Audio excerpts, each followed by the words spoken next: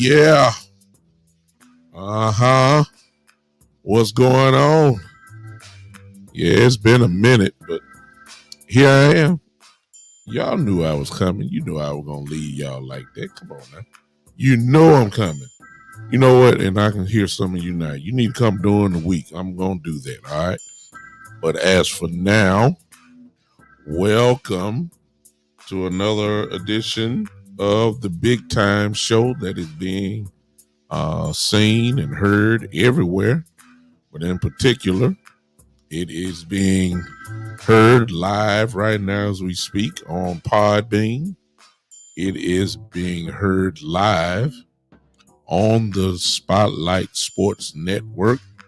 Those two are the homes of the Big Time Show podcast. I am on the YouTube channel now of the Spotlight Sports Network channel as we speak. What's going on, everybody that has showed up so far?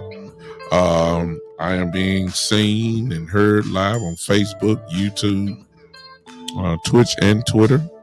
And my replay, it will be heard by Podbean and iHeartRadio and Tumblr and LinkedIn and Google Podcasts and everywhere. And hello to you that are listening probably on this replay of the actual live show. Listen, welcome everybody. I'm going to get to the few comments that I see that are in the house so far.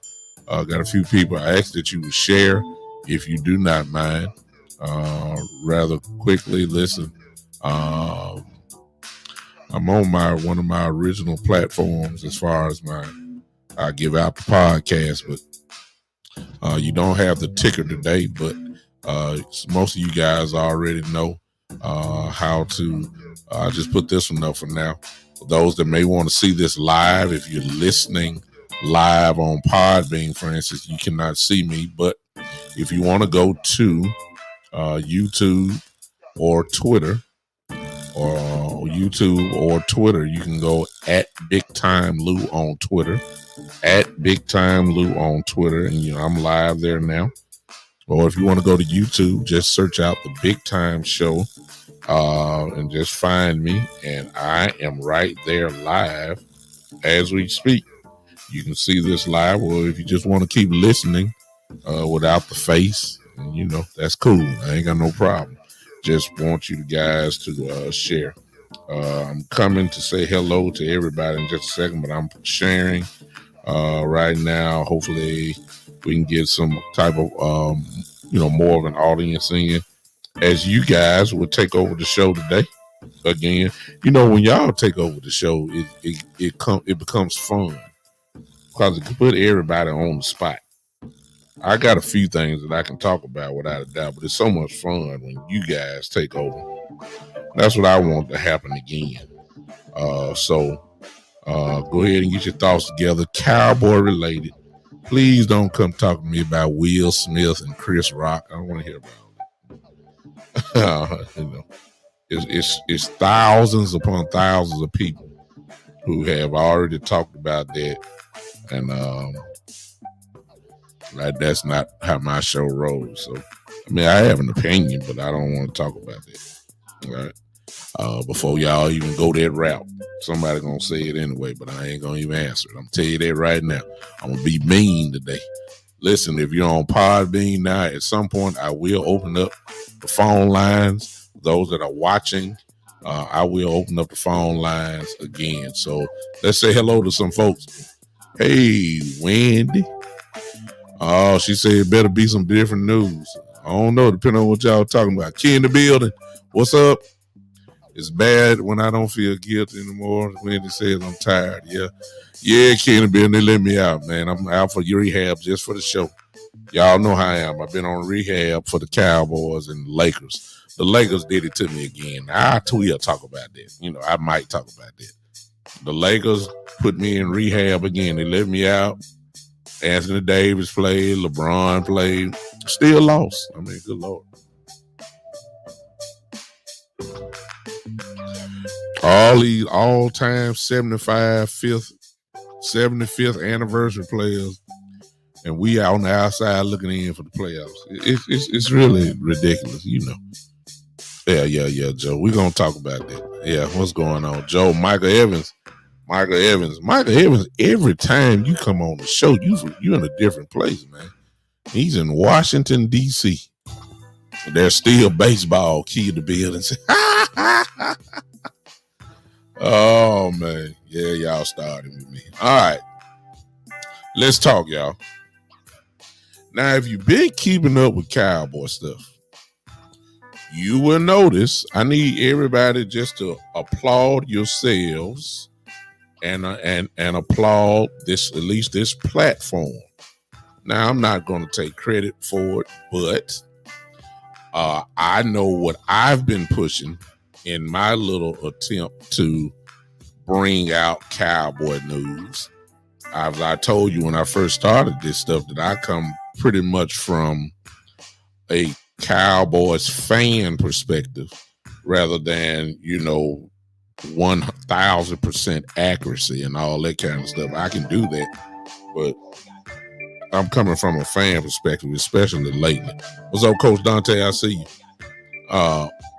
And this platform, this show, along with you guys, Joe and Wendy and Michael Evans and, Tavis, my people that, support it almost every time I pop on. You know what we've been pushing here on this show. My guys, Coach and everybody. I know I'm missing out on some names, so maybe I shouldn't have called it out, but you guys know Shane, Odom, those guys who have been here. You know what I've been talking about. And it seems like finally the heavyweights, people that have real voices, voices that make a difference, like when they speak, people listen. I'm seeing and hearing things that the people are saying that we have been pushing for the last 2 to 3 months. I'm hearing it now. I'm hearing the same thing. Let me show you the example and then we'll move. Michael Irvin this week said that the Cowboys are not concerned about winning. They're concerned about conquering the salary cap. Where y'all hear that from? Help me here. Haven't we been saying this consistently for the last few months? Haven't we been saying that Stephen Jones don't care about winning? You remember when I first started all this stuff, I said, do the Cowboys really want to win or are they secretly rebuilding? Remember I said that. You guys helped me with that argument or that question. How about that's what we're hearing now? And now it is a ripple effect that is going through because, see, when a person like Michael Irvin talks, then those words get to, what's up, Awesome in Sports? How you doing? Those words get to the offices of the powers that be a whole lot more quicker than this little voice that's right here in Memphis, Tennessee. So Michael Irvin is now saying the same exact thing. I don't know if y'all caught it or not, but if you did not, I should have had, I guess, a little video here. And he sounded just like me. He did. He sounded just like me. Same bravado, same energy, same passion, and said that we're not concerned about winning. All right. Michael Irvin said it. When Michael Irvin said it, watch this, y'all. When Michael Irvin said it, it gave kind of like an open gate for everybody else to start talking now. Because, see, if Michael said it, they feel a little bit more secure in coming out now. They probably been thinking it, but maybe were scared to say it. Here's a prime example, real quick. Watch this. Let's look at this. I hope you guys can see that. So this is an article from Blogging the Boys. Can you guys hear me first of all? Let me make sure I got that right. I need everybody to say you can hear me while I got it up. Can you hear me? Let me know. I need to know, can you hear me when I had it up? I need to know that. Okay. Wendy said she can hear me, so you can hear me right now. Thank you, Wendy. So let's proceed real quick. This is an article from Blogging the Boys, a Dallas Cowboy owned type of whatever business in which these guys are the writers for that, particular blogger or whatever. This is John Jocks Taylor. Most of you guys will know his face. He's been writing for the Dallas Morning News for a long period of time. Used to write for the Cowboys, and he still does write just a little bit for them. Listen to what he says, and I'm just going to read this small part here, and y'all tell me where y'all heard this from. It says the goal is to win games, not have a palatable salary cap situation. This isn't necessarily about spending big money on the free agents, he says, such as a 32-year-old Bobby Wagner, but it's not enough to tell us every year that signing your own free agents is the best you can do. Not when you haven't been to the Super Bowl since the 1995 season, which is also the last time the Cowboys played an NFC Championship game. Only raggedy franchises like Detroit and Washington have had longer droughts. Sometimes you need to supplement the roster with players who can come in and help out right away. Where in the world y'all heard that from? Okay. So the draft choices are hit and miss. The Cowboys need to do better for the Cowboys. It's about taking advantage of the window to win right now with players such as Tyron Smith, Zach Martin, running back Ezekiel Elliott, defensive end DeMarcus Lawrence, before they move out of their prime. And you can't see the rest, but it says, but the Cowboys have been so consumed with balancing their salary cap, they've forgotten how to win. Well, y'all done heard that from. I mean, I don't. Didn't we say all this? Y'all help me. I mean, haven't we been saying all this, y'all?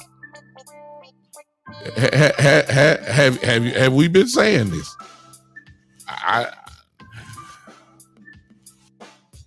And please, I realize I'm not the only podcaster that says all this stuff. I realize that. I'm not even trying to toot my own horn.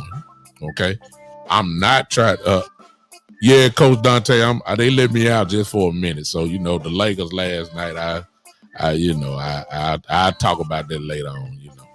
I'm going back in. But I'm out just for a minute. But everybody that's with me, my family, I'm looking at some of the names in here. Michael Evans, and Joe, and Wendy, and there's a few others who ain't made their appearance yet.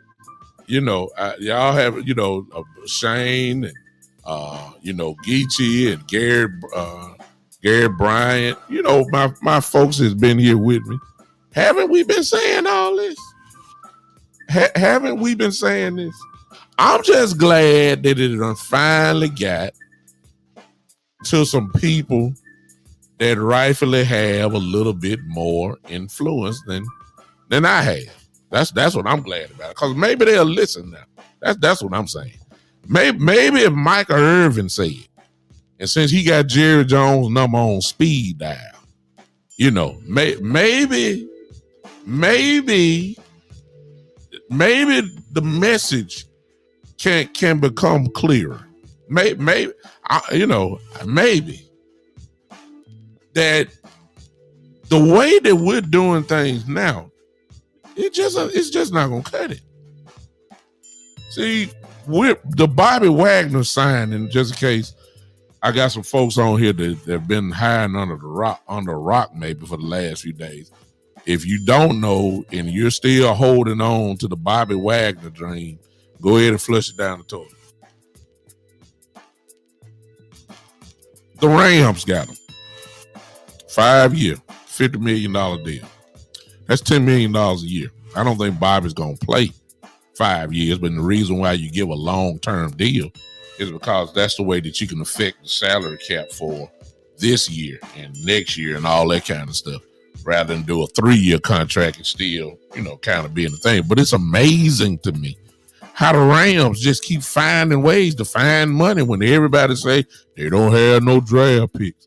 They don't have no money. They just working on 1 year. They going for 1 year only, and then they're going to be down. I can't tell they're going to be down. I can't tell. So let me get this straight. Then just the day before they signed Bobby Wagner, they signed Aaron Donald to a 4-year deal over $100-some odd million. I believe it was 130 or something like that. Excuse me, where did all this money come from? I thought the Rams were in serious trouble. That's what everybody keeps saying. How? And the Rams just keep on keeping on. So you telling me now that, you're telling me now that they have Aaron Donald on the line and they got Bobby Wagner at linebacker and they got Jalen Ramsey as a cornerback, and you don't think that the signing of Bobby Wagner doesn't hurt the Dallas Cowboy chances of maybe advancing somewhere? Oh my God, what world are we from? Okay. Instead, the Cowboy system is we're never gonna spend on no free agents. We're never gonna do that. What we're gonna do is sign free agents just to fill out spots. That's what we're gonna do. And then we're gonna lean on this draft. That's what we shine at in the draft. And to Will McCray's credit, okay. Hey, Coach Price, I see my coach is here. Thanks for popping in. In order to today, what's up, Jose? My goodness, my brother here, Jose, and now. Let me tell you something. The draft process and all that worked at a certain time. It did. Okay, I'm not finna knock that. I'm not knocking it. It did work. It's just not gonna work right now. No, it's not. Well, let me say this. If you're planning on trying to win now, that system is not going to work now. It's not. It's too many teams stacking the deck. Whatever conference you want to go to, particularly the AFC, where the AFC West alone is going to just be a war this year between Kansas City and Oakland. The Raiders, Las Vegas Raiders, the Chargers, and the Chiefs. It's going to be a war. Look at all the firepower that is coming to that division alone. All pros everywhere, just loaded, because they're trying to win now. You look at a team, as crazy as it may say, and I don't think they're going to win, but we have to applaud the Miami Dolphins. Oh my God, look what they've done. They're trying to at least say, look, we tired of sitting on the outside looking in. We trying to get to the playoffs at least. And I think Miami's done enough that they should probably get there this year. All right. Now, if you're telling me the only, I'm going to be like y'all. I'm going to be like most of y'all optimist Cowboy fans right now. Okay. Real optimists, always trying to find, the golden piece of a bad situation. I get it. I understand it. I'm going to do that now. If the Dallas Cowboys are only concerned with winning the NFC East, then they may have done enough. Okay, I'll do that. If your whole goal is to say we're going to win the NFC East every year so we can get a home playoff game, the Cowboys may have done enough to do just that. I'll give you that. I will. Because when you look at the quarterbacks of the NFC East, we should run the East. Carson Wentz, Daniel Jones, Jalen Hurts, Dak Prescott. Clearly, Dak Prescott is the best quarterback in the division, a division where he has dominated. And these are the quarterbacks that he's going to see twice this year. That's at least 6 games of this season. Dak Prescott is better than all 3 of them. And the Cowboys team or roster now, should probably be a little better than Philly and maybe Washington. I'm not even counting the Giants yet. They should be. So if that's the goal, then I get it. But if you're talking about beyond the first week of the playoffs, we ain't nowhere in the fight. Nowhere. I don't care what y'all say. I don't care what y'all say. I don't care what y'all say. I don't care. And I love y'all, but I don't care what y'all say. We're not ready for anything past saying we just gonna win our division. We're beyond just that. Anything other than that, we're not ready. We're not. And the system that we have. That's why Michael Irvin said what he said. It sounds like what we've been talking about. That's why you hear the analysts saying, they done caught on now. Now they're saying the same thing that we have been saying here on this show for the last 3.5 months. We've been saying it. We said it last year.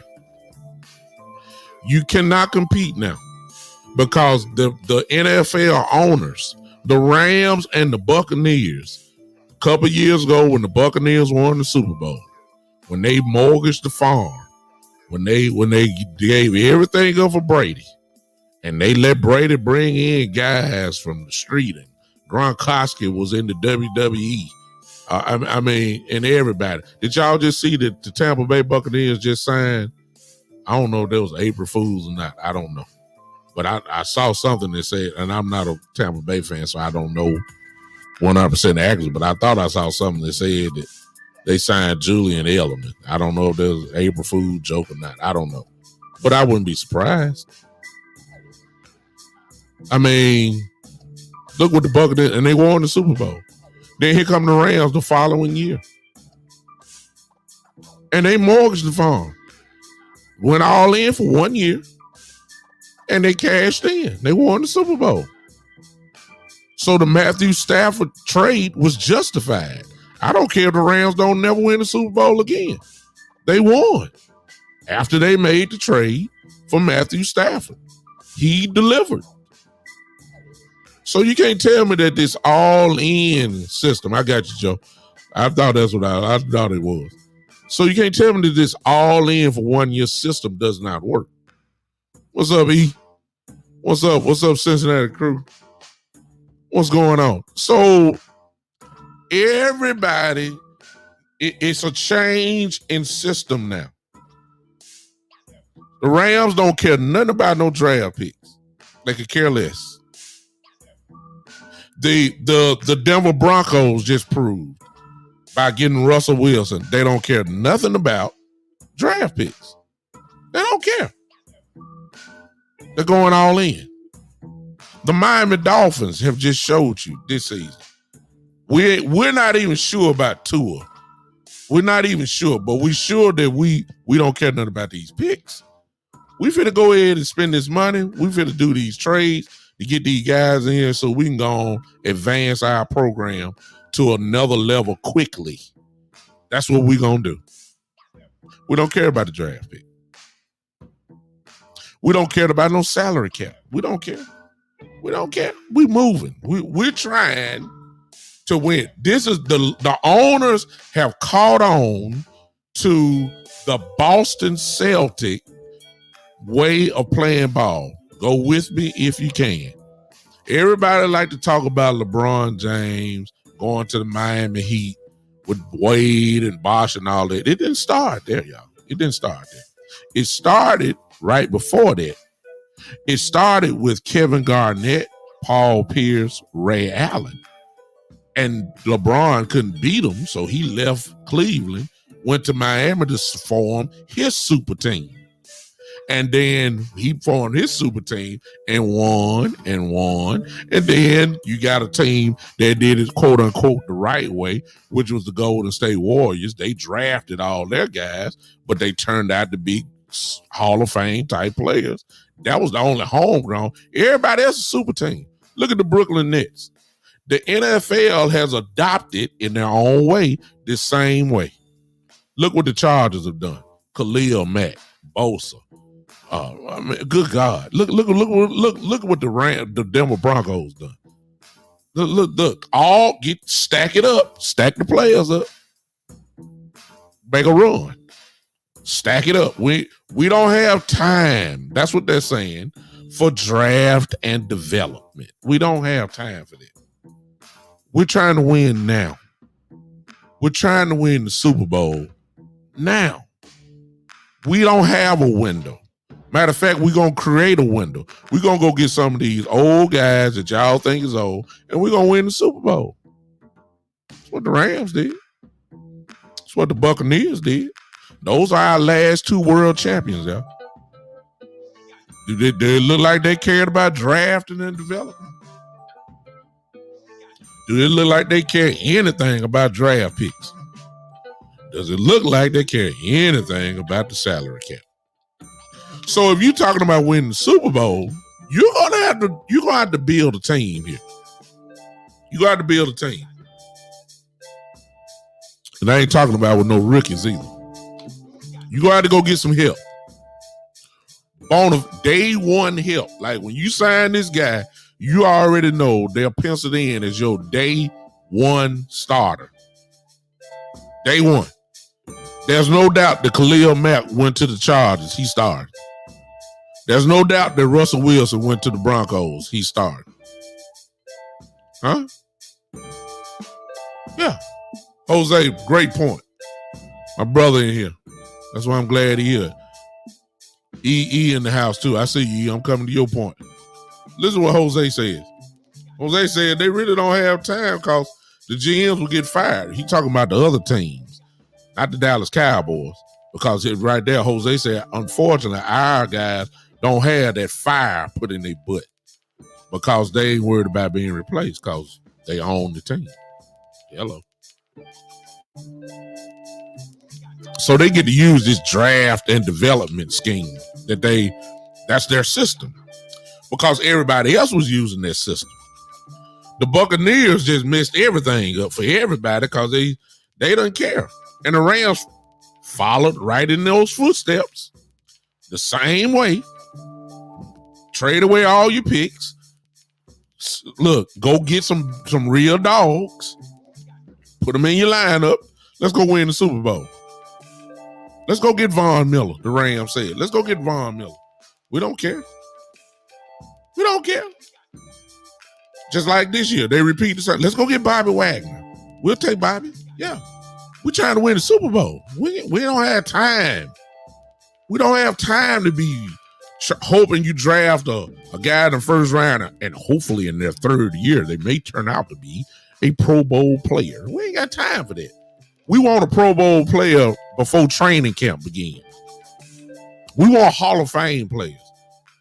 And we're going to try to go back to the Super Bowl. That's what the Rams are doing. And I bet if most of you guys are the Cowboy fans here, I got a feeling some of y'all saying, okay, the Rams got a good shot this year. Some of y'all going to be saying that. You know y'all. Because you see what they got. Only injury is going to stop that. I mean, come on now. And in the meantime, We got guys who want to stick to the old way. Oh, no, coach. Oh, no, don't get me wrong. Oh, no. Don't get me wrong, coach. And maybe I presented it wrong. Okay. I'm not knocking the draft at all. Here's my point, coach. And maybe and I know you hang with me, but previously on my other shows, I said this.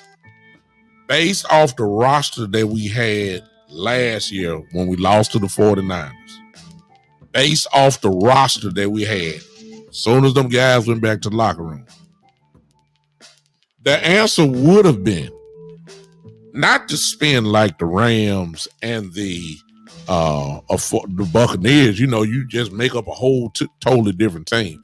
That was not the answer. What I said was, you're only a few pieces because the roster is good enough now. All you need is maybe one, maybe two guys that's going to carry the team over the top. That's what I said. Such as, for instance, if we have these big problems with Connor Williams at left guard, can we go free agent shopping for a proven left guard who know how to play? Plug him in right then. Everybody's been crying about getting a true deep defensive tackle. If that's what it was, can we go get one? Or you ain't got to do that. If you wanted a linebacker, there were linebackers there. We can spend money on two of them now. I know one and build off the roster that we had. Instead, look what we done. We done told the whole team about it. You ask me. We done gave away starters. We done lost starters. We ain't progressing. We regressed. And then, as your point, coach, the draft is important because you can't just have some 75-year-old players the whole year. I understand that. But at the same time, I don't want no rookies coming in starting. I don't want nobody drafting the first round. They're going to be just playing special teams all year long. I don't want that. That's all I'm saying. Build off what you had. Don't tear it down. Don't tear it all the way down. When you give away your number one receiver, when you give away your starting right tackle, when you lose your left guard, starting left guard, I don't care what everybody say. When you're losing people on defense, you're not progressing, you're regressing. So now we got to plug in players and hope. And the hope, keyword is hope, that they are step it up or whatever. That's what we're hoping for. Even though we're sure about Terrence Steele. I'm sure about him. I'm good with him. Everybody else, I don't know. I don't know about CD. I love CD just like y'all do, but I don't know yet. I told y'all that the other day. I got to see it first. I got to see how he going to do as number one. I don't know. I don't know nothing about James Washington. I don't know. I know about him, but I don't know how well he going to do with that. I got to see it first. Gallup ain't even playing coming up, starting off. We got to make sure his knee right. Well, you see what I'm saying? I don't know. I got to see it before I give credit to it. I need some no doubt. Look, if we're trying to win the Super Bowl, then what I'm saying fits. But if all we're concerned about is winning the NFC East, then maybe we've done enough in free agency. And the draft is going to be well because one thing that the Cowboys do well is draft. We draft well. No doubt about that. This is the time where Cowboy fans go ahead and get a little excited because this is Will McClay's territory here. He does well, man. He does well. We draft well. Now, some of them guys don't make we never seen them.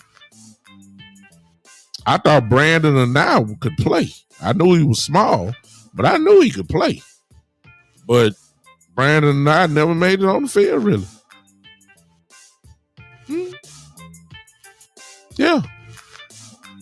Exactly. Until we see, exactly, Jose. Y'all can see what Jose is saying in the chat. I saw Coach say something. What did Mike say? They don't want to pay the big money players for quality players. Oh, we know they're not going to do that. Coach says that Green Bay, 49, Seattle, New England Bengals, mostly all homegrown drafted players. What do? You think you should plug some holes with big free agents? I believe that we could have at least did that with the left guard position.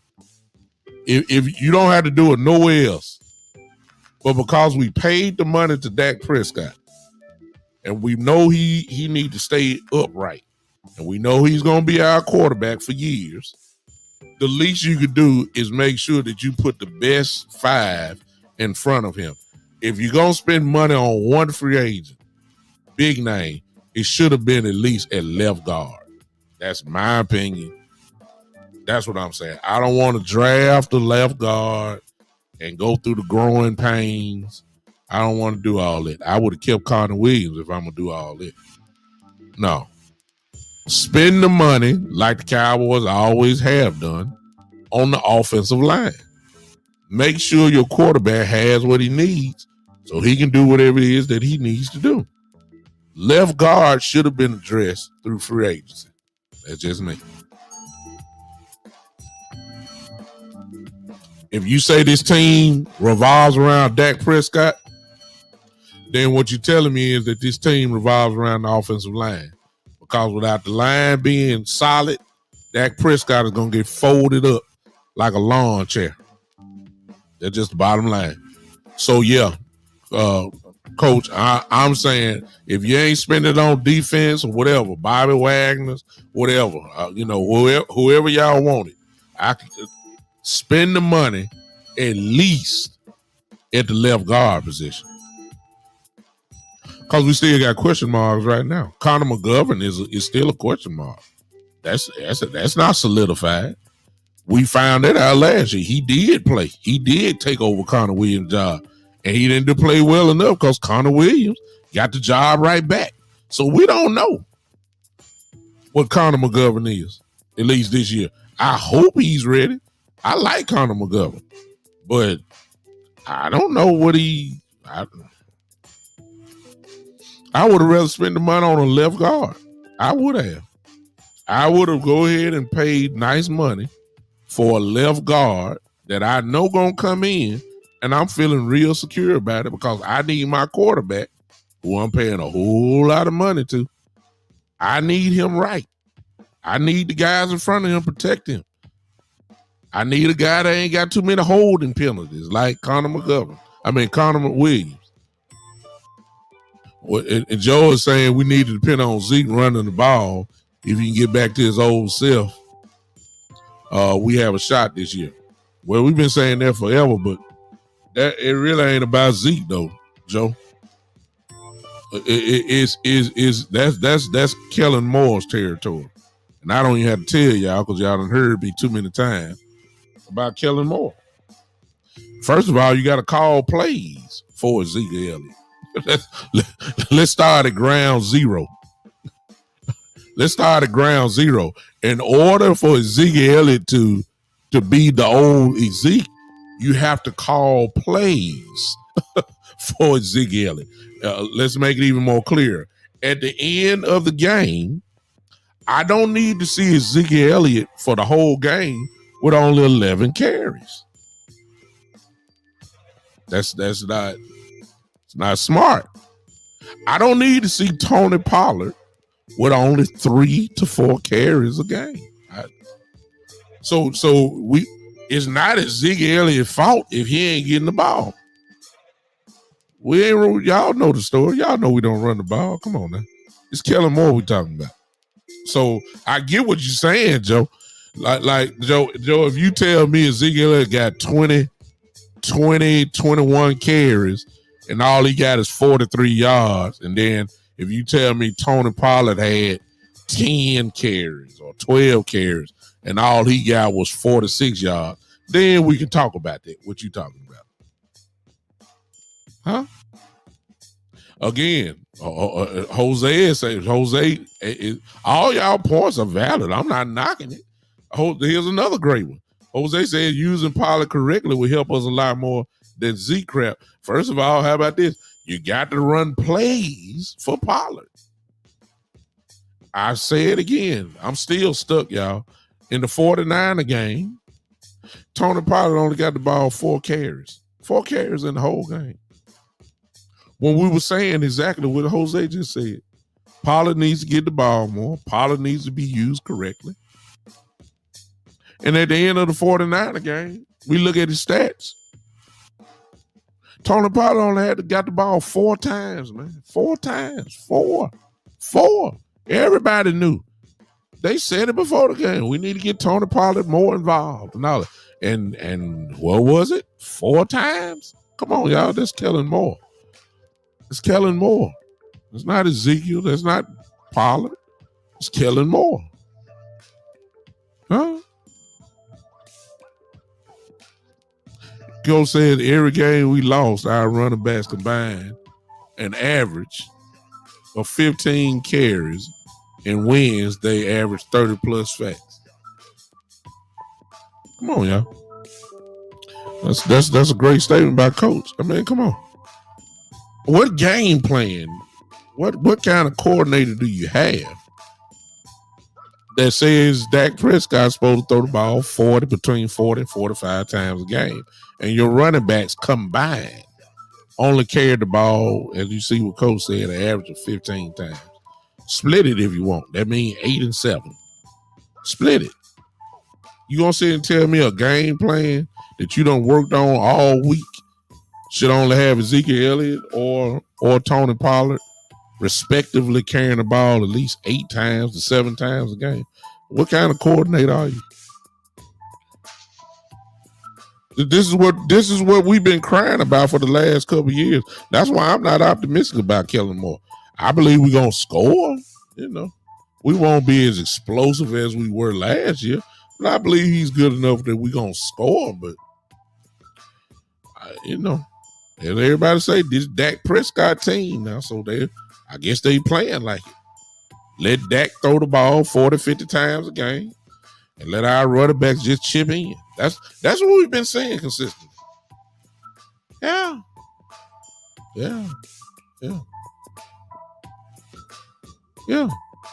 The only game, Coach, that I see that really wasn't a close was the Denver game. The Denver game, they took away the running game for us, period. They blew us out so bad. I mean, you know, the only way we're going to try to get back in is by passing. But everything else, Coach is right. Everything else was a close game. They still weren't getting the ball. Yeah.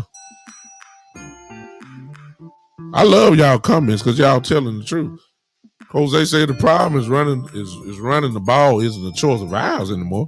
It's more of we can run, then we good. If we can run, then we good. We run 30 plus. We playing a team that can't stop it. But we used to be able to run at will. That goes to what we're saying, you know, well, not what I've said, but what the facts and stats say, that a lot of the running happening is the time we played Carolina last year, Carolina was ranked number 1 and we just ran it down their throat. I mean, we did that.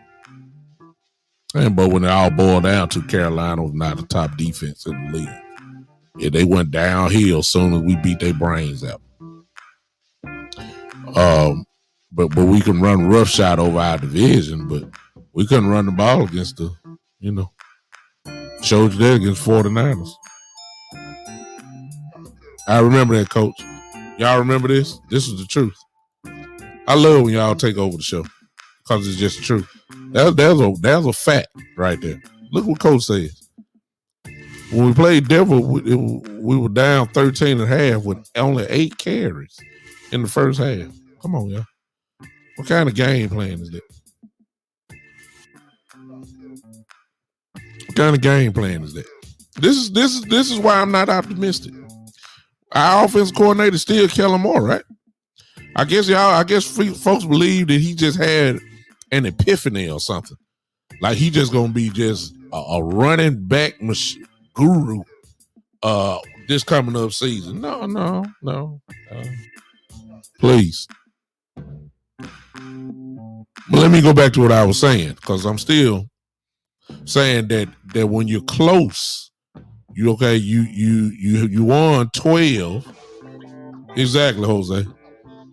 You had won 12 games last year with a pretty team, with a team that you didn't expect to win 12 games. You found a player in Mr. Curse, Javon Curse. You found a player there who shocked everybody. All right. You found a defense. You had the great Michael Parsons show up, and you weren't expecting that type of year from this dude. You were not expecting Mr. Lord have mercy Trayvon Diggs to do what he did last year, but you know he's capable of it. Okay? He's capable of it. I don't expect him to have that many interceptions next year, but you know you got to be careful when you throw his way. You know that. Nobody wasn't expecting this defense to play like they did last year. Nobody. But since you know they can play, okay, my way of building the football team is say, okay, I'm really believing that my defense is going to be really my strong point next year, my strongest unit. I'm really believing that. I got a choice here. I can strengthen it or keep it the same. I'm not going to subtract from it, but I can keep it the same. Let's roll. Or I can add to it just a little bit in a spot or there, or in this spot or that spot. That's what I would have done. Or on offense, I get Connor Williams. I get that. Hey, Tulian, I see you on pod, man. I would have, Lyle Collins. I'm in debate on whether we should have kept him or not. I get Connor Williams. He had to go. I get that.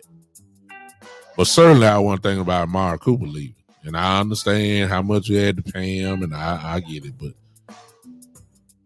especially when you just had this same situation before you got Amari Cooper. Now, they're thinking, of course, that CeeDee Lamb is the man. And I'm praying that he is. If he is, then what I'm saying ain't going to be, it's not going to be worth it. But he better be the man. Because if he's not, we're going to be in real trouble. Trouble. CD better be the man. Because you just gave away a number one receiver. A guy who demands a double team every time he lines up on the football field. He demands a double team. CeeDee Lamb, I don't know if he demands that quite yet. He going to have to beat up on some number one corners to make sure that they get some help on him. He's going to have to make people pay very early next season by saying we can't, he's going to have to destroy people so they can change their whole mindset of thinking of how to cover him. As long as he going one-on-one, they don't believe it. That's what we're going to have to find out. All right. Y'all talking so good, I'm going to go on and do it. I'm going to go ahead and do it. I know some of y'all disagree. There it is. Y'all see it. Podbean, if you want to call in, you can call in now. Phone line is open. Joe, I see you. The same name Cooper getting 3 targets a game, and then they have the nerve to say Cooper production was down. That's Kellen Moore. That's Kellen Moore. That's Kellen Moore right there. That's Kellen Moore. But we are, if you want something positive, we are just like Michael Irvin said, just like I've been saying, we are the salary cap champions of the world. No, it's no doubt about that. The Dallas Cowboys have conquered and mastered of how to save on the salary cap, how to stay out of salary cap jail. Stephen Jones is the best in the league.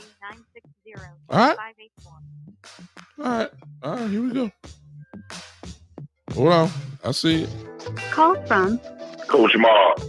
I got my guy here. What's going on, Big Show? My man, the one and only Coach Price. What's going on with you, brother? Man, I'm so glad you in here. Go ahead and talk to me. Yeah, man, I got three points, man. 3 points. Come on. I understand what you're saying, and I agree with you somewhat about you need these key big time free agents for to plug in certain situations. Mm-hmm. But I think sometimes we get so free agent enamored and say, okay, man, we look at these guys like, what the Rams did last year. But you got to understand, man, Rams had key people who would not get all the pub, but had great years. There was guys that they picked up in the later rounds, some of the linebackers, some of the defensive players. And Aaron Donald still was to me the MVP.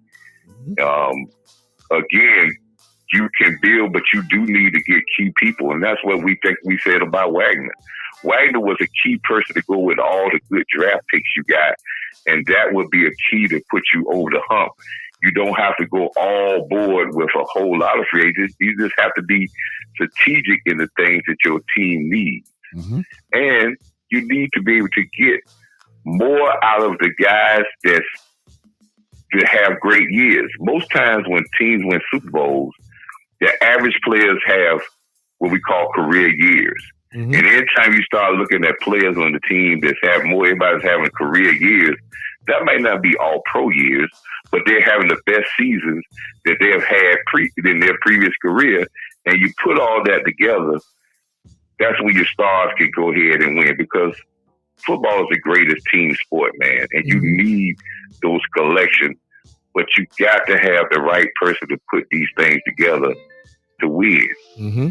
And I don't think we got that in the leadership category, in the head coach category, because those type of guys are alpha guys, and they push to get these type of people, or they're not in these type of jobs. So, Sean McVay is not going to be at LA if they telling him that, hey, we can't go out and get this key guy because we don't want to. He's going to be like, hey, man, I'm moving on. Mm-hmm. Because I know I can coach. Yeah. So that's where I feel about that, man, because there's more homegrown teams that won championships and been in Super Bowls with drafted players and drafted well and led their teams than it is guys that done bought teams. Uh-huh. I'm just saying. I mean, the Redskins, even though we talk about the Redskins, the Washington football team, they was the Redskins then. We don't, Coach, we don't know what their name. I mean, yeah, we don't know what their name, but team, they did that for many years. Commanders, Commandos, I don't know what they are, but my God. Yeah, and I think if people remember, they went on the stretch where they didn't care about drafted players either. And they kept every free agent was out there, they went and got, but they got them nothing. You know what I'm saying? They got them into a point. Now they think about trying to do things from the draft, but that owner, I don't think people remember, he went out every time was a big name guy. They went and got it. Mm-hmm. Because they thought that they could build it that way, but they didn't have no homegrown players. Mm-hmm. So that's the one point I was saying about that Big Show. And I don't say we not in the all in thing, and I agree with you on that. Mm-hmm. The other thing I want, Go ahead. The other thing I want to talk about is what I was just talking about and what you were talking about with we were talking about the run game. Mm-hmm. Horrible. I think people get it. I want to ask all the Cowboy fans, and maybe your fans out there can answer this question. Will we settle for the 49ers run-oriented offense with maybe one top receiver, but they can score points, play great defense, and play for NFC championship games like they have done the last 2 to 3 years, and potentially play in the Super Bowl? Will we take that as Cowboy fans, or we want to do it our way and end up not making the playoffs or out in the first round? Good question. Will we take that? I believe. We have the ingredients to do the exact same thing. Well, let me say this from me. Now, everybody else may feel different. I would take it, Coach, because. But the reason why I'm saying, but the reason why I'm saying that is because I think it's common sense that kind of like the article that I showed before. He was talking about the window. You take advantage of the of the window being open. I'm saying that the window is closing incredibly quickly. It don't stay open long in the NFL. And I mean, when you start talking Tyron Smith, it's just about over for him. Okay. Well, I'm not. I can't say the window's closed for him because we forget that the Rams took a 40-year-old guy that was for the last 2 seasons he has missed. He was 39 the year before. He missed a lot of games. Talking about Whitworth.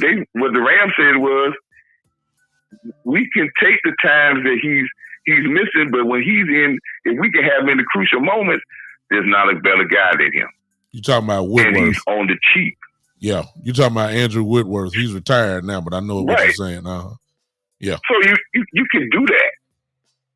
I think when you talking about drafting getting a quality offensive lineman to free agent, Tom Brady overshadows a lot of what went on with the Tampa Bay because a lot of people don't get a lot of credit because of the magnitude of Tom Brady.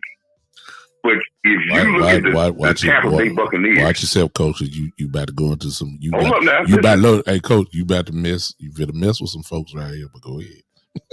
I'm not saying bad about Tom Brady. Oh no, I ain't talking about that. Go ahead. If you look at the 2 draft picks that the Tampa Bay Buccaneers drafted the year that they won the Super Bowl, both of those guys are now Pro Bowlers. Mm-hmm. They protected Tom Brady. Mm-hmm. They was late round draft picks, but they turned out to be all pros. People don't ever talk about his offensive line, but those guys did not get the credit that they deserved because they kept Tom Brady upright. They may have had a couple of hiccups in there, but their offensive line was great, and none of them were first round draft picks. Mm-hmm. But the only thing that it's not about trying to get a team of all top ranked picks. Mm-hmm. You have to get guys to produce and get the best out of every position because you only have a small amount of positions. I still say the only reason why we can't win is because you have to be a special type of head coach to rein in your offensive coordinator, and you have to be a special type of head coach in Dallas because Dallas is a very unusual place. And if you're not, you will wilter under the weight of the pressure of all the media. And if you're not strong enough to even deal with the Joneses as well as the media and rein your team in, you'll always come up short. And there's only been 3 coaches that has been ultimately successful, and one of them didn't win a Super Bowl, but they were different types of breed with their personality made inside the Star or inside Valley Ranch a place where we don't care what else you're doing, but inside this building, I'm the boss. There you go. Mm-hmm. So that's and you can't do it with, and I think the Joneses think you could do it without that because I think Jerry's still on the belief that 100. If I get enough players, anybody can coach a team and win the championship. That is not the case. Mm-hmm. Yes, sir. You got one other point, Big Show, and I'm gonna let you go. Go ahead, dog. You got it. And I'm gonna throw some controversy out there now. I like it because I got some controversy coming after you get through. Go ahead. We talk about free agency, and I think I sent you a message about this. We talk about how these other teams and the Rams are just throwing all this money out there. I would like for people to understand that the salary cap means it is a salary cap. Mm-hmm. But way teams circumvent salary caps, this is probably the same way they circumvented the salary cap for the Rams circumvented the salary cap for Bobby Wagner. You have to put big money cash bonuses up front where teams who can sign longer deals and you can spread that money out where the hits for a certain year is not big, and by the time the cap go up, the hit comes, and then you can get rid of the guy. But you got to put up big money. Mm-hmm. Let's look at the Cowboys. Every free agent they have signed, I think they're giving like $2 million signing bonus. You know, nothing big. Last year they gave out over $100 million worth of signing bonuses, $66 million to Dak Prescott. Mm-hmm. I've been working in finance as long as coach finance all my life. Mm-hmm. People don't believe their net worth means that you have cash capital. All right. There is a lot of suits that's coming down Dallas way. There's cheerleaders, there's paternity suits. And if you're hearing about those suits, believe you me that there's probably 15 to 20 of hush money that you don't even know about. No doubt about it. We just found out about Jerry. And the Cowboys are not coming up on big money where they can circumvent this salary cap by giving $10, $15 million up front, because they could have gave Mark Cooper $15 million and spread his number down from 20. But they're not doing that because everything that glitters is not gold. And I know everybody out there say, oh, no, it's impossible. That's the Cowboys, $6 billion worth. But that don't mean you got cash that you can unload. Mm-hmm. They're spending money on buying land. They're spending money on buying energy franchises that was in bad debt. All that means you can make money, but you can't make money right off the bat, and it costs capital to keep all that going. I like it. I have seen it before. Mm-hmm. It's been before. Everything that glitters is not gold. Mm-hmm. So it's a reason why they're talking about, oh, we're not spending no money. We're not doing no free agents. Mm-hmm. We're getting rid of players that we can spread out if we gave them big signing bonuses and spread their money out. Mm-hmm. We go in the draft. That's a cheap way because we can wait to make revenue to pay those players. There's a reason why Dalton Schultz hadn't signed his deal yet, because to bring his cap number down, you may have to write Dalton Schultz a $15 or $20 million, $15 or $12 million check up front to bring his number down. Oh yeah, no doubt. I'm just saying, and I believe later on that this would come out, and what don't come out in the wash will come out in the rinse. Oh yeah. Because they are really talking slow about what they're doing, and they're blaming it on the cap. But other teams know that if you got big cash dollars up front and you going all in, give these guys these big bonuses, spread their number, and you can make it work. But the Cowboys refuse to do that. I love it. I love it. You started a controversy right there, Coach. You said you was going to do it. I like that. All right, man. All right, Take man. care, bro. I always appreciate your call, Coach. Thank you so much, man. Thank you so much. Listen, the phone lines are open. Coach slipped something in. He didn't jump on it like I thought he was gonna do, but he went a different way. But I'm about to throw the major controversy. Did y'all hear Coach slipped something in? He said that Tom Brady makes up for a lot. He didn't use the word, but I know what he was saying. He makes up for a lot of the deficiencies of maybe some of the mistakes. He is absolutely right, Coach, when he's talking about the draft picks they got. And they were very young. One of them was a rookie, and now they are either Pro Bowler or All Pro. Both of them are. Both of them. That now, whatever you think about that, we all know Brady gets rid of the ball extremely quick. We know that. That's where it always have been. But Coach said that Tom Brady pretty much makes up for a lot of the deficiencies that a team may have. When you have that type of guy, that guy covers up for defensive mistakes as well. He's able to sustain long drives, keep the defense somewhat fresh. Most of all, he's able to go ahead and cash in and put points on the board. Most of all, you're never out of a game because you got that guy as your quarterback. We don't even have to go down the resume of Tom Brady. We don't. Here's my controversy. Some of y'all already know where I'm going. Is Dak Prescott that guy? Yes, look, no. I need y'all to be honest. See that what Coach said was true. Tom Brady makes up because of the greatness that he has. He makes up for a lot of mistakes.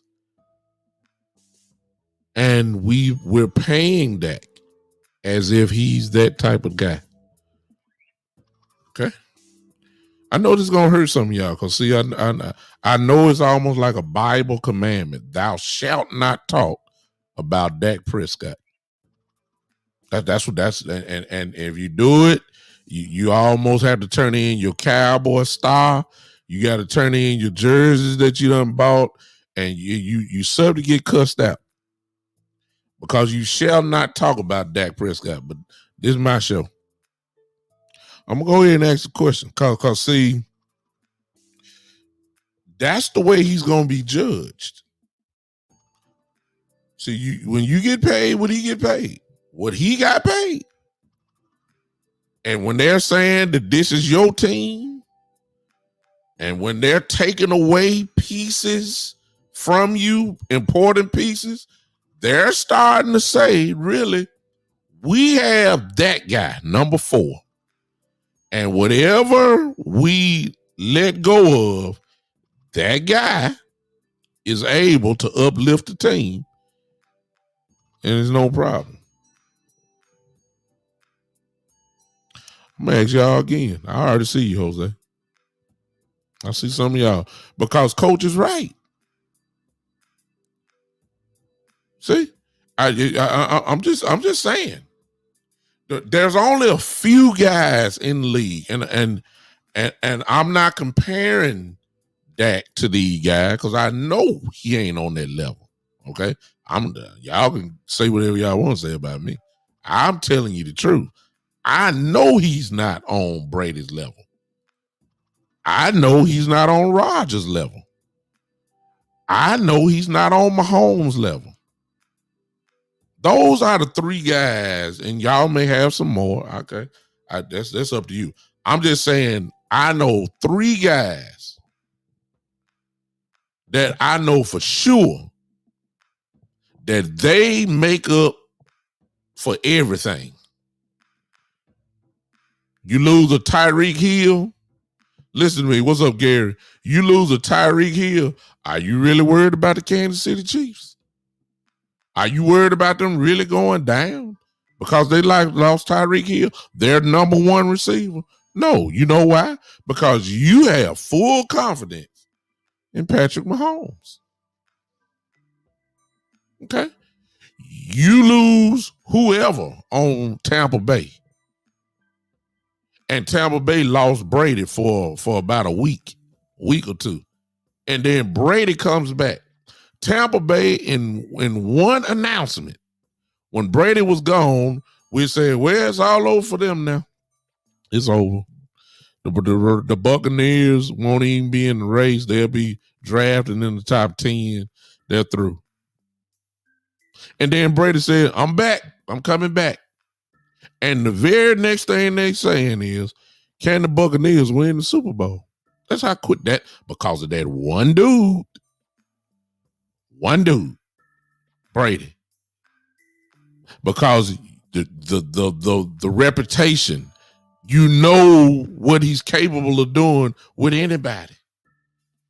You're not worried about if you thought the Buccaneers were going to be drafted in the top 5 next year, you're not saying that now because you know Brady back. And you know what they're going to get. You know what's going to happen. One man made that whole difference. One man. One.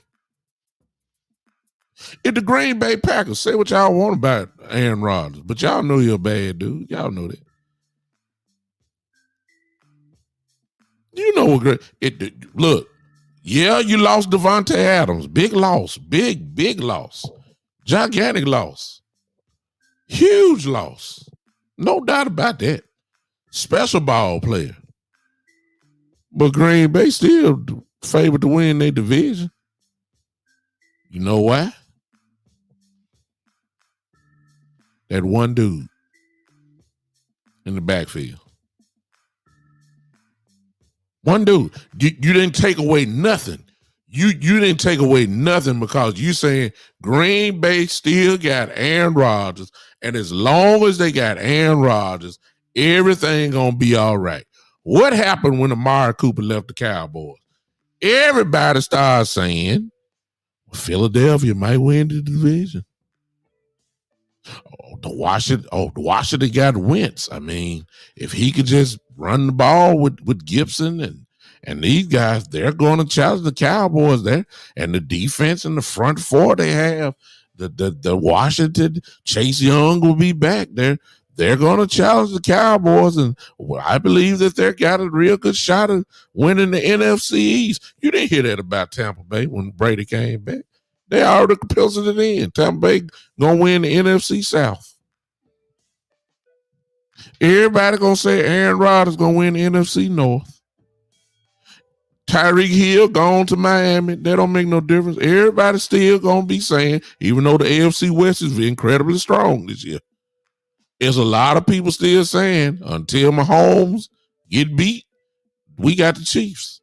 Long as they got Andy Reid, Eric Bieniemy calling plays, or Andy Reid calling plays, whichever one, long as you got that dude, you gonna win.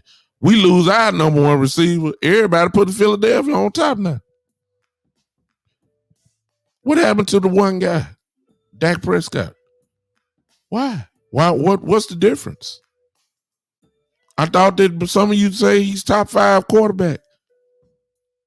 Now the NFC East supposedly supposed to be competitive now. Because Amari Cooper is gone? Shoot, he wasn't throwing to him anyway. Huh? Coach Price brought out a tremendous point. He didn't know I was going there. But I'm just putting it out there. Y'all really think that Dak Prescott can make up for the deficiency of this team? Thank you, Gary. Gary, my brother in here. Look at Buffalo. By now, you know what Josh Allen brings to the table. That one dude makes up for everything. I don't care what y'all say about Lamar Jackson in Baltimore. You know, when Lamar Jackson is playing and he's healthy, you know what that means for Baltimore. You know what that means. You know how he can carry a team. He can carry a team by himself. I know that sounds strange, by himself. It's a team game, but y'all know what I'm talking about. Dak. See, if I keep saying the same thing over and over again about one guy every offseason, and I'm still saying the same thing, then that's telling me that guy that I'm talking about don't have it in him. I'm just saying, y'all. I know I'm stepping on your toes. I understand you don't like, but if I still got question marks about Dak Prescott, the same questions that I've had for the last 3 years, if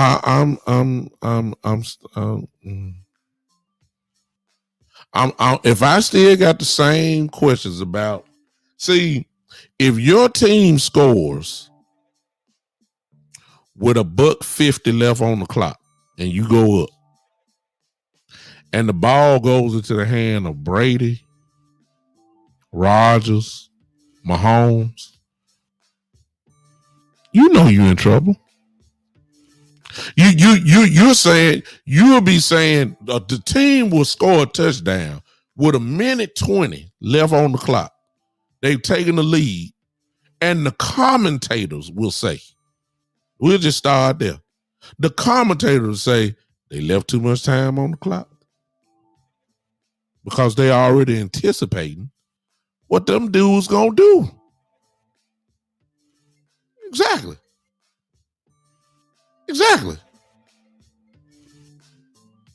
That's what they're saying. Hold on a second. I got another call in. Hold on. Call from Coach Mark, rebuttal. Coach, here come Coach press again. 1 to send. All right, Coach, you done stop me on my rant. But go ahead. I got a rebuttal, man. Oh, here we go. I got a rebuttal, Big Show. I love it. I heard you say, you know, what I was saying about Tom Brady, and you are so correct. Tom Brady covers up a lot of deficiencies. Mm-hmm. But you guess what? Mm-hmm. He wasn't that until he was taught through Bill Belichick. Mm. And now he's ready to do all those things that he learned. Mm. If Dak Prescott had a guy that could teach him how to win, he'll go on and leave and go someplace else. Those lessons will be learned. Patrick Mahomes, he's going to become more of a leader to do these things because he's been taught by Andy Reid. How did Sean Payton win? I mean, how did the Rams coach win? He got a guy that was never taught Matthew Stafford how to win. He taught him how to win. That's what Dak Prescott needs. So the great Tony Romo fell off. If he would have had Bill Parcells his whole career, he probably would have won a Super Bowl. So let's just stick with that, Coach. So you ready to let go of McCarthy then? I'm ready for a guy that's going to be able to get us to the championship, but McCarthy is not that guy. Okay, all right. And the reason why, when you allow the offensive coordinator to do what he's done, and you say in the press conferences, every week in the press conference, you say that, you know, the running game is important. That's our identity.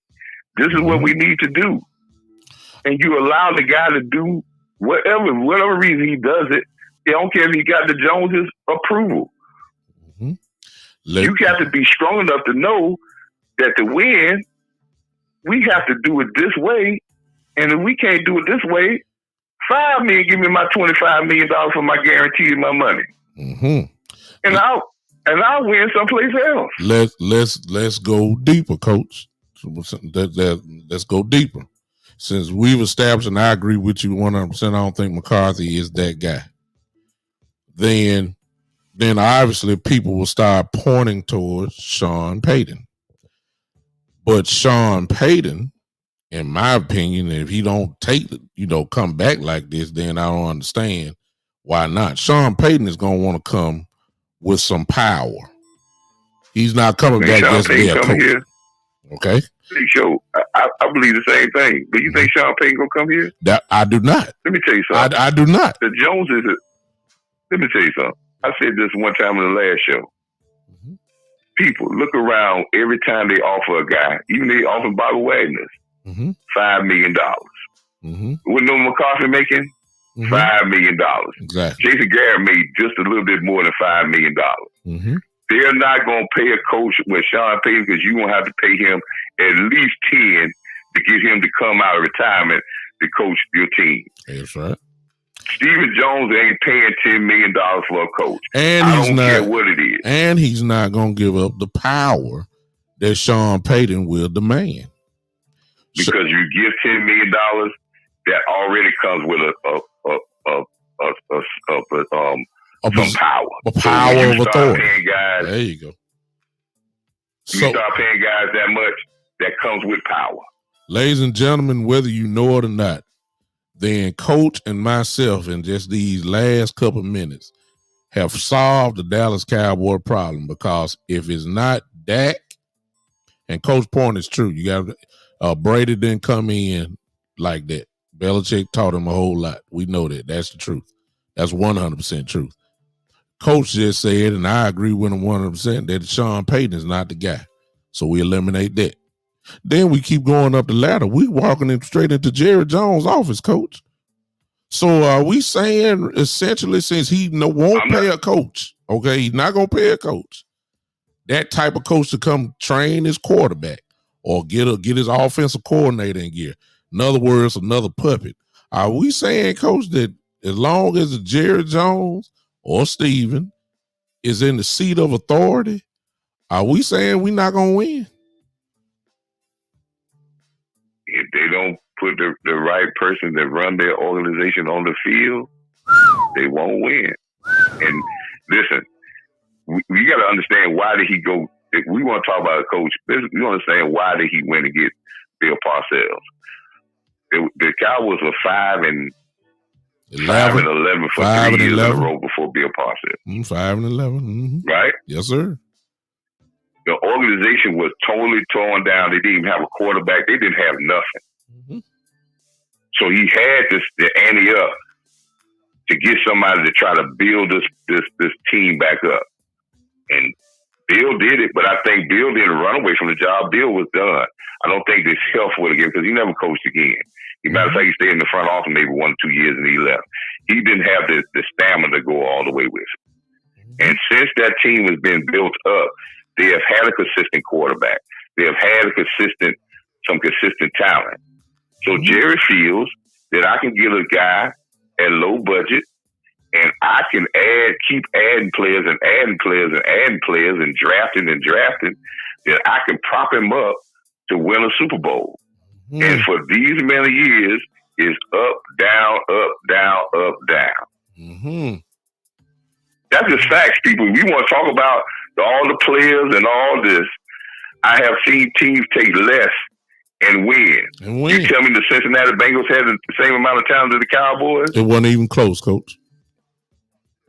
They shine. I don't even think the 49ers got the same amount of talent as the Cowboys.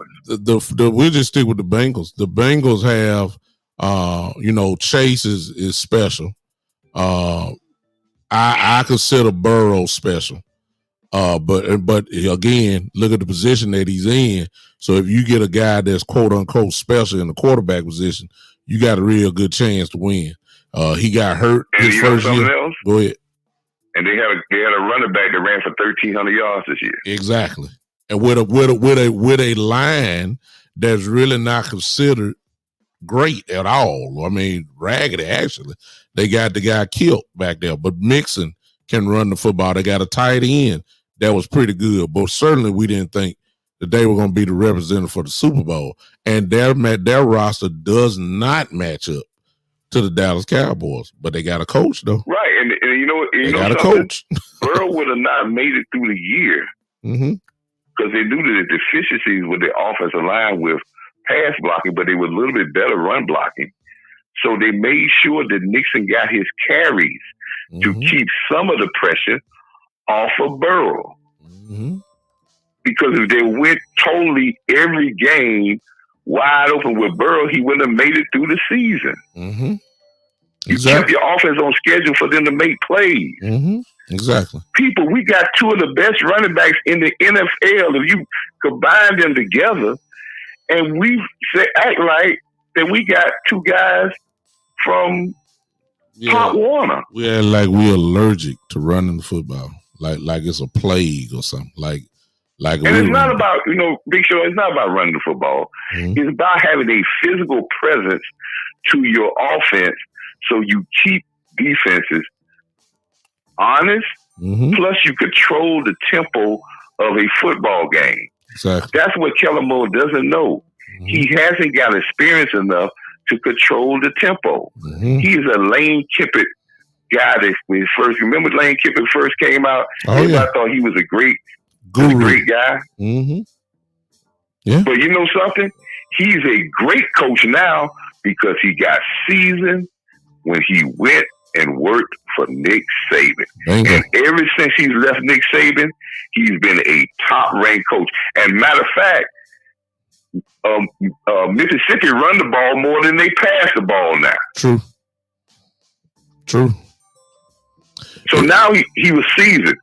Kellen Moore needs a guy, and if McCarthy is not strong enough to rein him in and take that talent that Kellen Moore has, that some of those great ideas, and rein him in and tell him how to control a football game, a tempo of a game, so you can get the most production out of the players that you have, not force your system on players that doesn't work.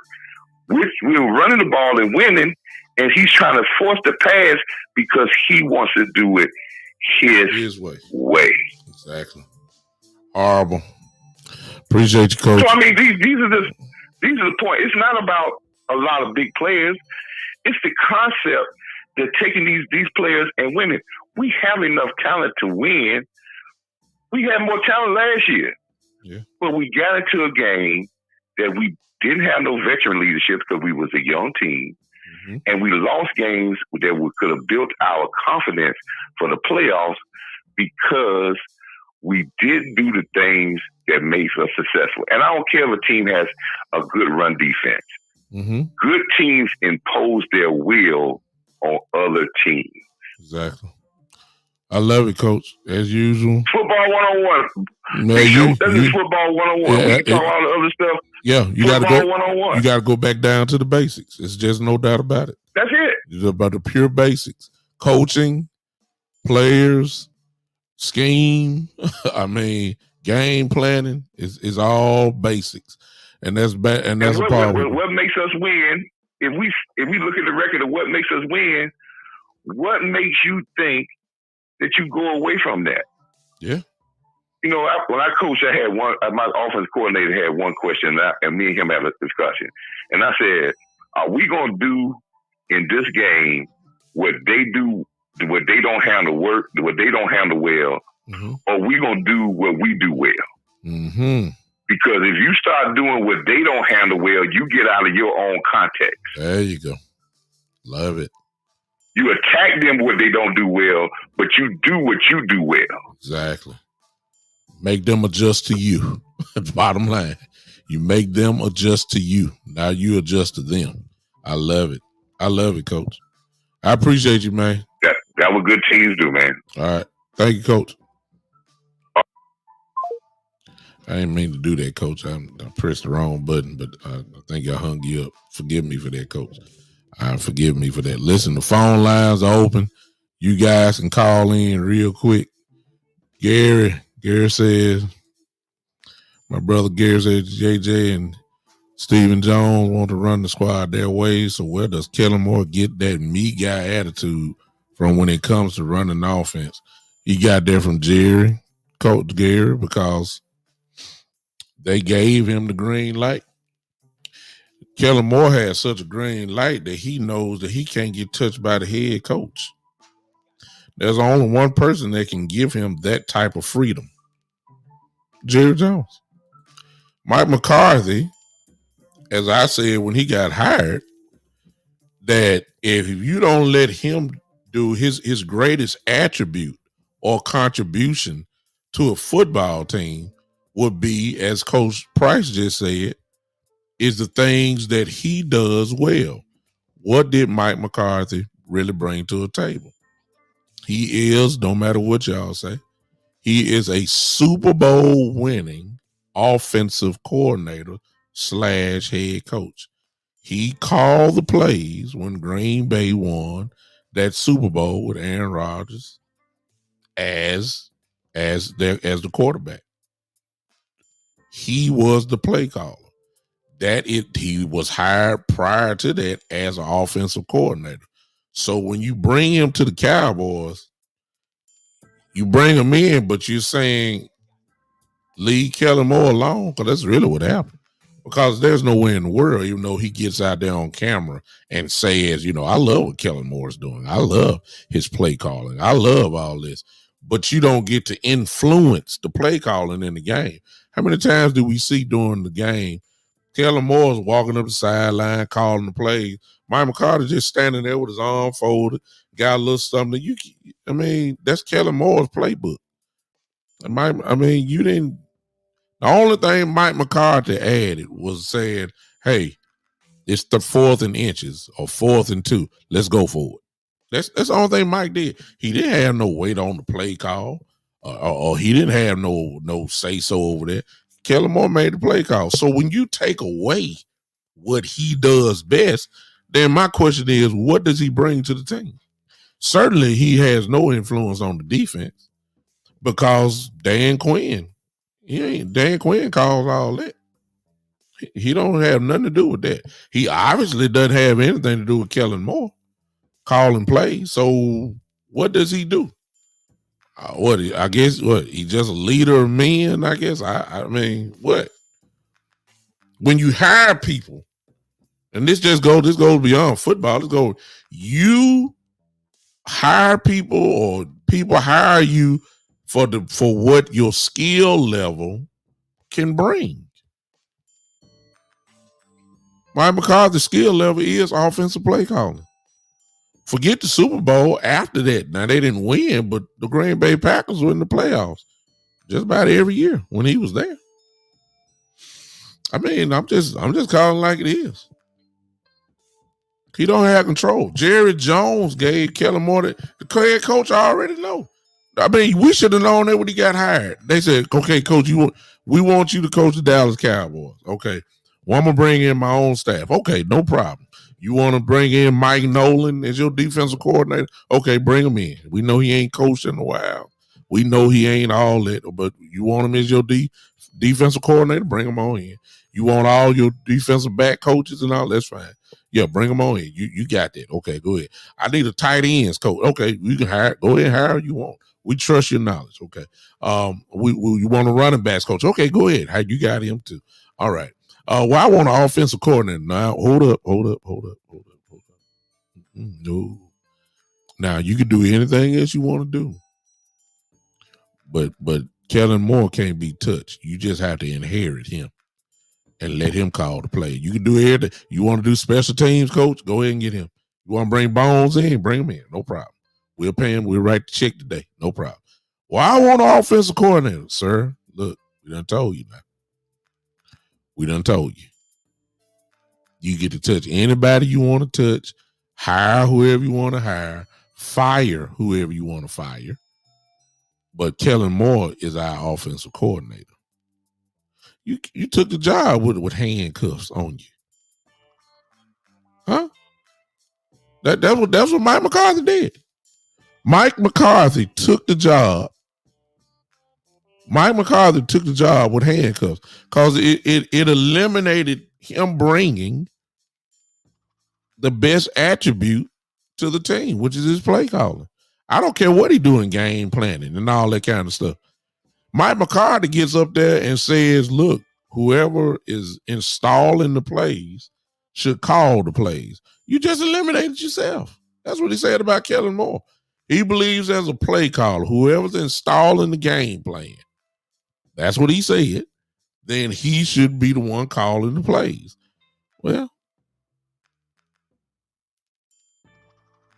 I mean, he was in trouble from the start. So, to answer your question again, Gary, he's got that meat guy because he's been empowered by Jerry Jones. He ain't worried about his job. Matter of fact, they paid him more money to stay. he had a dream job back at his alma mater over there at Boise State. Turned it down. They gave him some more money to stay. That's empowering. The man had obviously some head coaching jobs.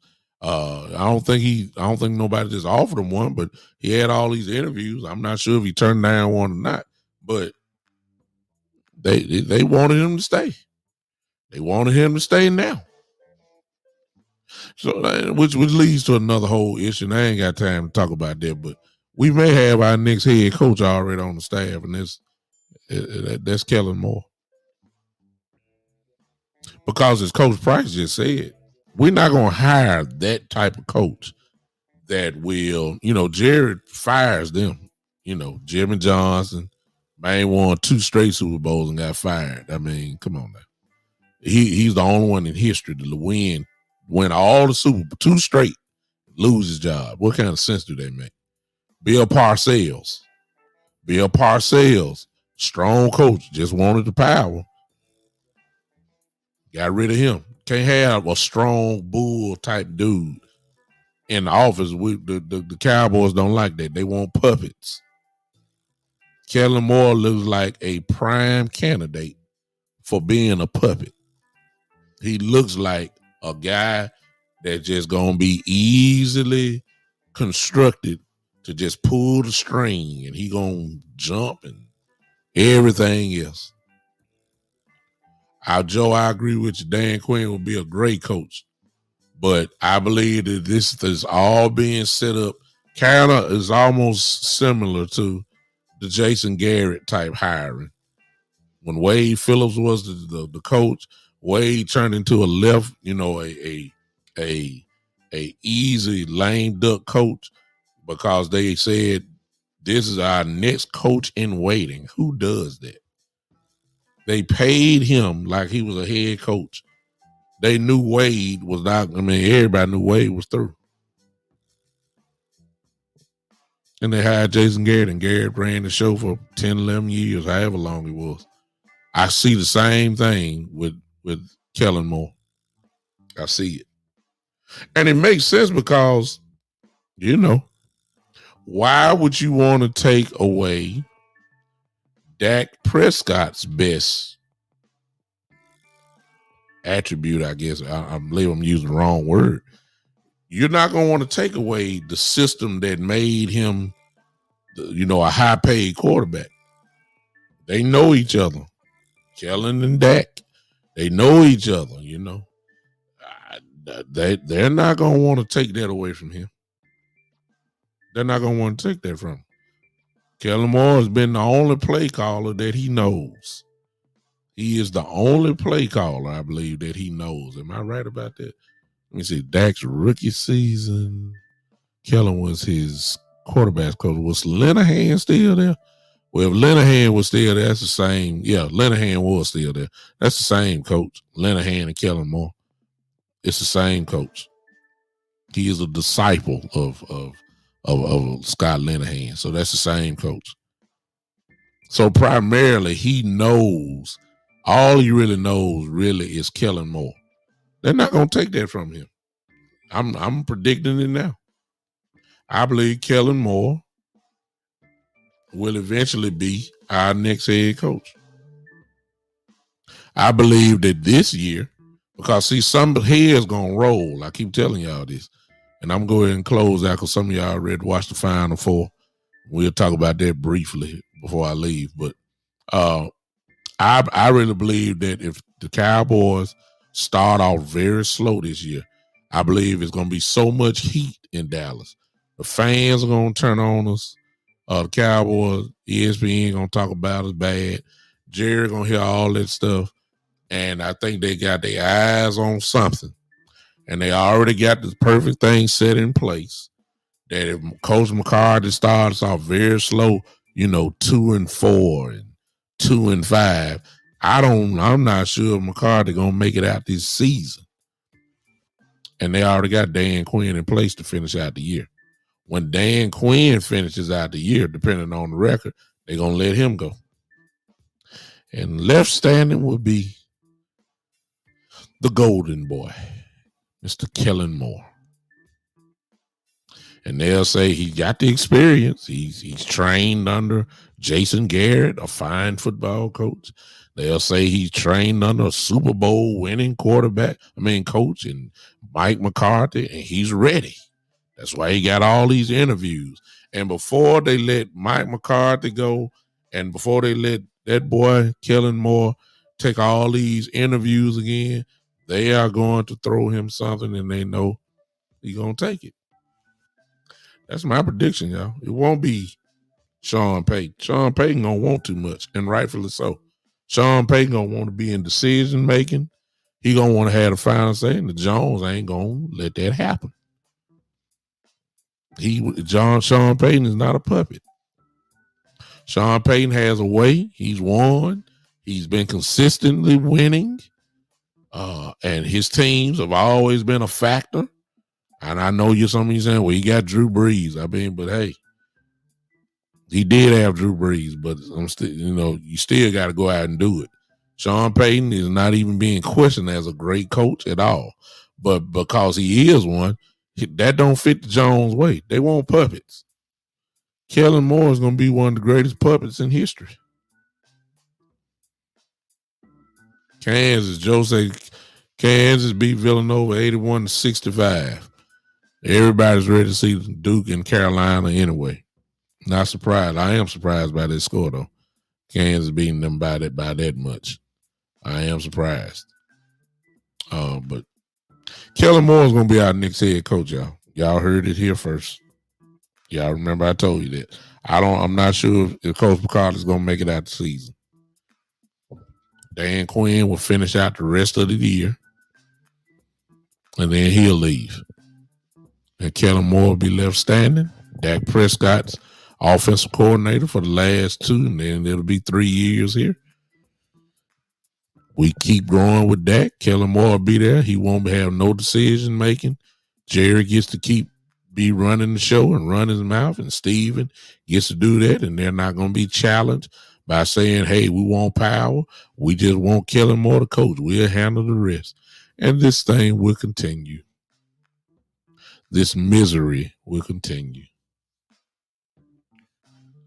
For God knows how long. So, all you optimistic Cowboy fans, your time is coming. The draft is almost here. This is what you're excited about. Okay. Joe said if Kellen Moore becomes our coach, I'm changing team. Well, you better start scouting, Joe. I can see this. I can see that. I can see that really happening. I can. I can see it. I'm serious, y'all. I'm not sure if Coach McCarthy is gonna make it out. Cause see, the blame game gonna happen next season if we start off slow. Some gonna point it at McCarthy. A lot of folks gonna point it at Dak. It's gonna be 1-2. Dak ain't going nowhere. He ain't going nowhere. I don't care how bad he plays or if he's playing bad. He's not going nowhere. However, the head coach will. Somebody gonna have to fall on the blade for this. Won't be Dan Quinn. Kellen Moore probably get a little bit of this too, but he's the future. I can see this happening. I really can. All right. I'm going to let you guys go. Tonight, I appreciate everybody coming and hang with me. Thank you so much. Tonight, I think all eyes, if you're not watching WrestleMania, you will be watching the Final Four. That's pretty much the sports thing tonight. The Final Four is our one game in play. Kansas beats Villanova 81-65. And tonight, heavyweight matchup for real, Duke versus North Carolina. Everybody's going to be watching that. Coach K trying to write a storybook ending to a incredible career. And what better way to do it against his most hated rival? And Carolina's going to try to end his night tonight. So it's going to be big stuff. Of course, WrestleMania, everybody watching that too. If you're a wrestling fan, so it's a big night tonight. I believe for those that don't know, I believe Stone Cold, Steve Austin makes his return tonight. Roman and Brock Lesnar, Roman Reigns, Brock Lesnar is tomorrow night. It's a 2-day event. I think Edge and AJ Styles is tonight. That's going to be a great match. That's tonight.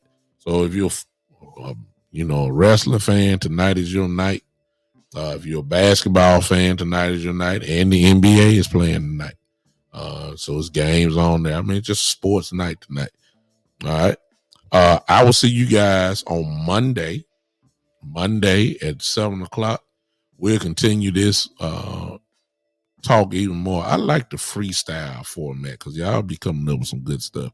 I got some smart people on here, diehard Cowboy fans, and they know what they're talking about. So I appreciate you guys hanging with me. If y'all don't like my background, I use my Restream today. I didn't use StreamYard on today. So if you see something looking a little funny, y'all have to bear with me. I ain't used Restream in a while. And it just is what it is. But we made it through. Listen, let me finish up by saying this. Forgive me, guys. Appreciate you, Coach. I've been busy this week. I want to do a video. I have not. I've been incredibly busy with my most of you know, I'm in my doctoral program at Grand Canyon University. I'm getting very close to writing my dissertation out. So I've been really focused on that. But I got a little break here for the next couple of weeks before my next class starts. I'm almost through. I should be through by the end of this year, maybe. If not at the beginning of this year. When you write a dissertation, when you get to the dissertation process, it's really all about you and how fast you put your foot on the pedal to get it done. They don't put pressure on you like that. But I don't want to. I done been in school so long. I'm tired now, ready to get it over with. I just made another B+ in my last class. I clap myself. Yeah, you don't have to clap. I'll do that. I'm over a 3.0 in my grade point average, so I'm on my way closer to become Dr. Douglas Brooks Jr. I'm getting closer, y'all. I'm a little excited about that.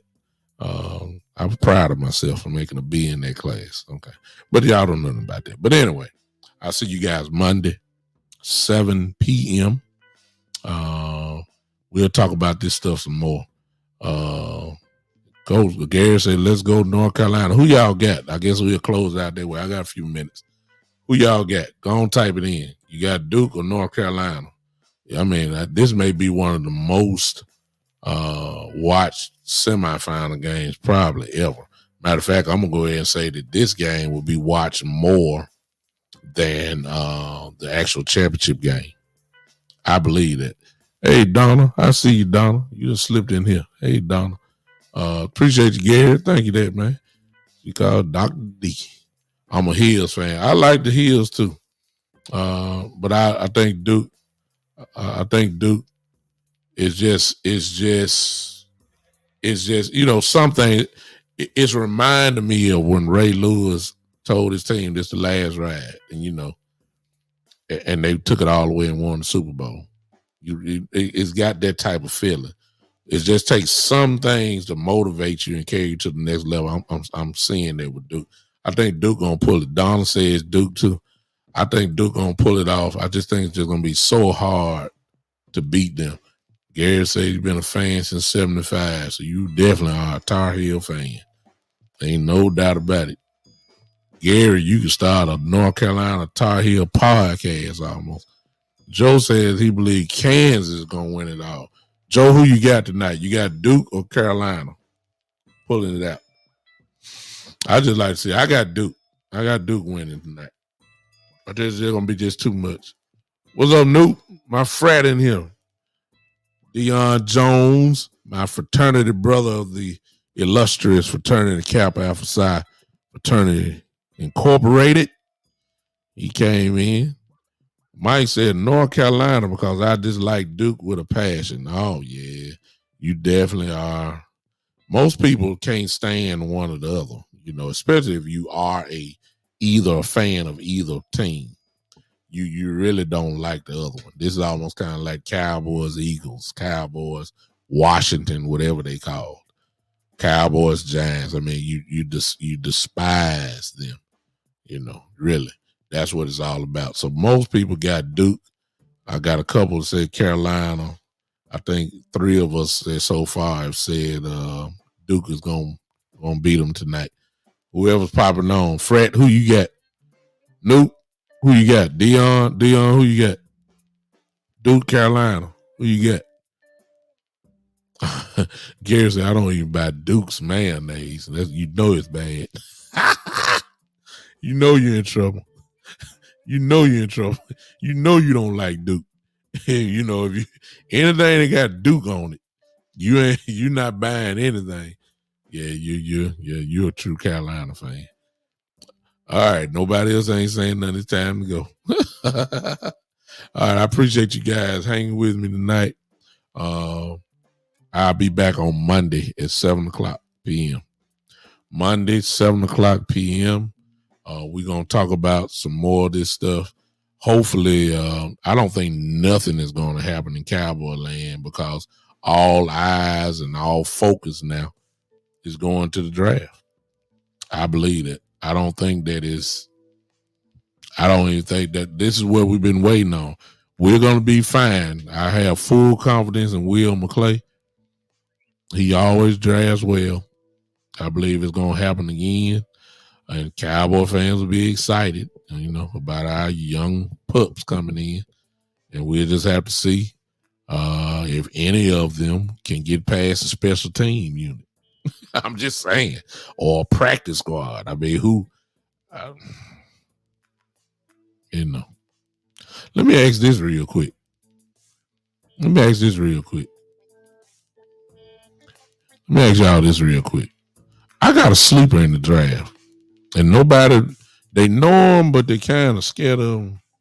Let me ask y'all this. At 24, we'll close out right here. At 24, what if Derek Stingley Jr. is there at 24? The cornerback from LSU. Y'all know who he is. He's bad. He's a bad boy. What if he's there at 24? And let me preface this. What if Dean is gone? Dean, the linebacker from Georgia. What if Jordan Davis is not there? The kid from LSU, Green, I believe that's his name. Green, the offensive lineman. I'll take the lineman. Let me just stop there. Let me kill myself. Let me stop what I'm thinking. If Green is there from A&M, I'm taking him at 24. Or the kid from oh my God. Oh, I had his name right on my man. I'm sorry. He's an offensive lineman too. Okay. I know Sting, yeah, exactly. But if Stingley is there, and if you don't know who he is, you gotta need to pull up his tape. Everybody should know who Derek Stingley Jr. is. And you just saw Garrett just said he has injury concerns. He's a cornerback, but he's special. That's the only reason why I'm bringing him up. If he's there at 24,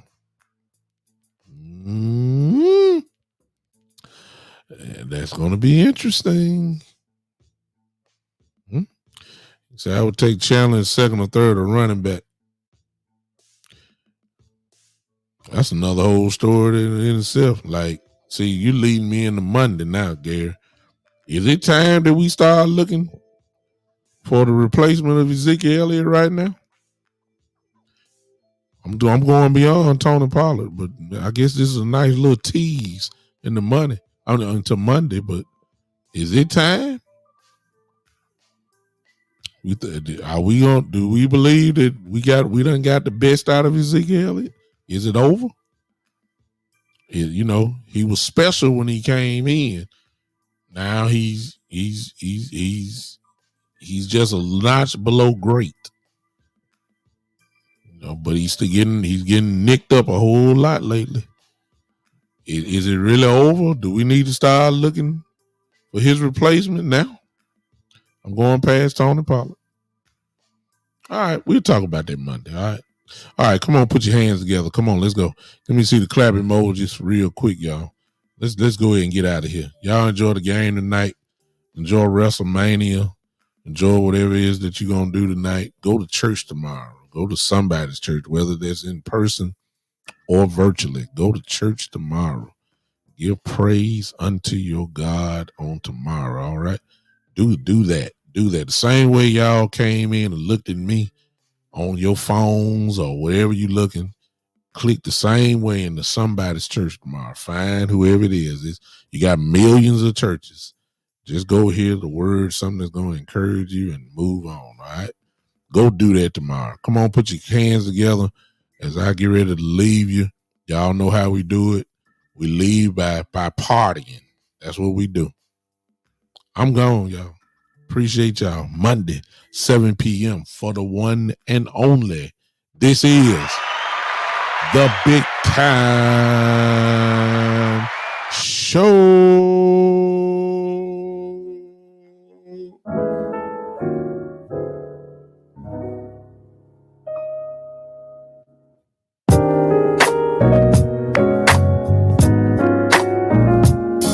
Yeah.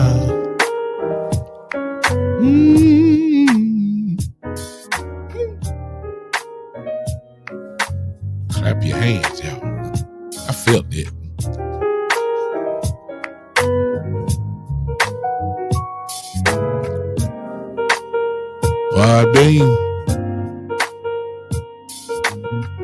Podbean. Yeah.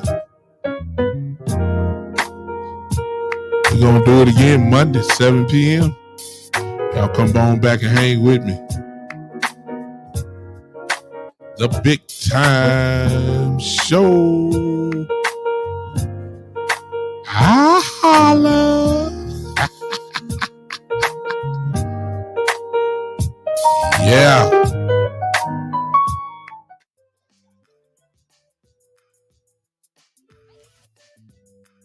Bye-bye, y'all.